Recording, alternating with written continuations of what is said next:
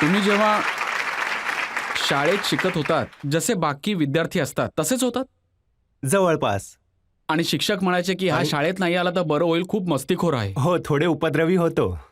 कारण आम्ही जायचो तर एकतर फार कमी जायचो, पण खूप गंभीर आणि शांत भाव घेऊन आम्ही जायचो. आणि लोकांची भावना आमच्यापाशी असायची, कारण दादागुरूंचं नाव खूप प्रसिद्ध होतं.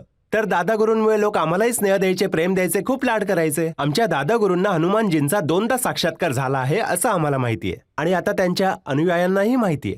तर जेव्हा आम्ही शाळेत जायचो तेव्हा लहानपणापासूनच कृपा होती. तर लोक आणि मुलं आमच्याजवळ यायचे. सगळे वर्ग तेव्हा एकत्रच व्हायचे. 9वी, 10वी, 8वी सगळे एकत्र व्हायचे. ज्यात आम्ही बसायचो, चला तर महाराजजी आम्हाला सांगा, आम्हाला किती टक्के मिळतील.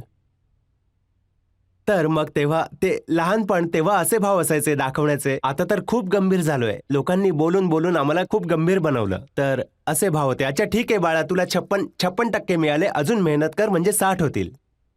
तर शिक्षक, हनुमानजी सांगायचे की किती टक्के येतील ते? गुरुप्रेरणा, गुरुप्रेरणा. आमच्यासोबत कोणती शक्ती बोलत नाही, कोणी समोर नाही बसत आमच्या. आम्हाला तर अनुभव येतो, प्रेरणा येते. जी ऋषी परंपरामध्ये प्रेरणा असायची, जी आपल्या भारतात अनेक महान पुरुष, ती प्रेरणा वेगळी होती. असा अनुभव येतो की असं होईल. जशी आम्हाला प्रेरणा येते की असं होईल, तसं आम्ही लिहून टाकतो आणि इष्टकृपेने आणि आपल्या इष्टांप्रती असलेल्या आस्थेमुळे ती गोष्ट खरीच निघते.